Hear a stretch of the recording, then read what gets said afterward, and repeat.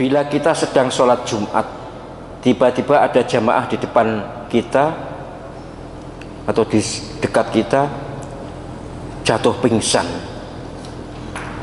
apa kita biarkan sampai sholat selesai, atau saat itu kita membatalkan sholat untuk menolong penderita itu lalu mengerjakan sholat zuhur?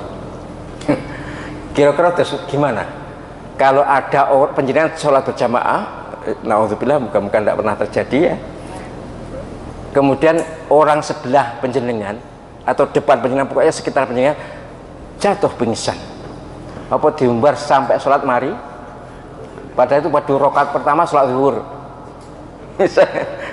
Rakaat pertama sholat zuhur, berarti kalau ditunggu sampai marinya kayak 3 rakaat lagi, gak mari tapi ya mati, gak ada yang menolong. Harus ada yang berkorban menolong.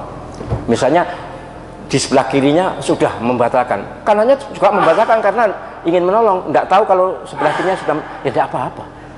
Ini darurat untuk menyelamatkan nyawa. Jadi membatalkan sholat, memang pada dasarnya membatalkan sholat itu haram kalau tanpa sebab.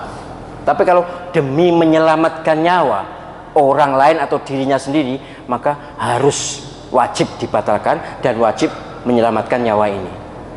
Secara teori manusia, orang yang pingsan tanpa ditolong tentu akan lebih berbahaya.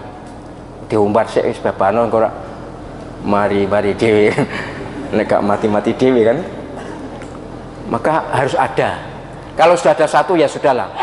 Satu bagaimana, tapi ini masalahnya misal lebih sulit lagi, misalnya dia sholatnya di tengah, lalu mau nolong bagaimana, ini ada kiri kanan ada orang sholat, ya sudah darurat, lewat depan orang sholat ya tidak apa-apa, namanya darurat.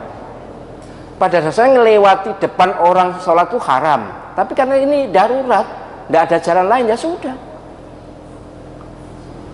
Kalau misalnya yang sadar bantu hanya 2 orang, padahal butuh 4 orang, ya yang 2 minta kepada sekitar situ, sampean batalkan. Gitu. Misalnya mau ya liyane, pane dia, "Gak, aku gak." Lha iki wis batal. Wis batal muni gak, wis batal. Jadi liyane gak muni gak, tak tutupne sik, batal pisan ya. Jadi sekali lagi kalau memang adab itu, saya pernah mengalami, bukan saya, yang jamaah saya di Al-Wahyu itu tarweh itu, tapi waktu tarweh jadi hanya 2 rakaat dan kebetulan sudah hampir selesai, jadi ada yang membatalkan, tapi justru itulah yang seharusnya, cuma tidak banyak yang membatalkan, mungkin 1 hanya, kemudian yang lain menunggu. Yang jelas kalau ada orang pingsan, apa sih yang pertama kali harus ditolong, dilakukan? Apa? Yang pertama kali adalah harus dibuka dadanya.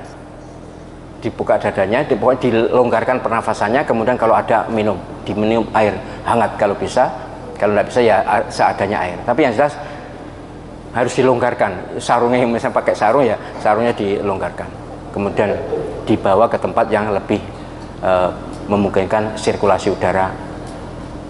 Tapi ini nanti mesti harus ada pelatihan ya, pertolongan bagaimana prakteknya. Memang belum ada kejadian, tapi mungkin tidak ada kejadian begitu.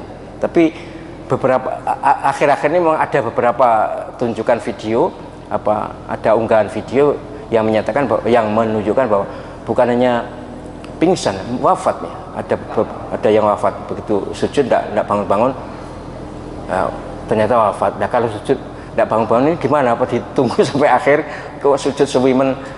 Ya mesti, orang sujud lama ini pasti ada masalah. Jadi sekali lagi kita harus juga mempertimbangkan orang di dekat kita ini pingsan atau wafat. Ya, umumnya kan dari sebelum wafat mesti pingsan dulu, mesti harus dibantu dulu. Gitu nggih. Jadi membatalkan sholat memang haram, tetapi kalau darurat untuk menyelamatkan nyawa boleh. Berapa orang yang boleh? Ya secukupnya. Jika ternyata bareng sekitar itu, kiri kanan depan belakang bareng batalin sholat karena ingin menolong, ya tidak apa-apa. Tapi kalau yang sadar membatalkan hanya satu dan kurang, silakan minta bantuan temannya, dijawel aja, jangan diomongin batal sih, nek dijak omongan malah ya rame gitu ya.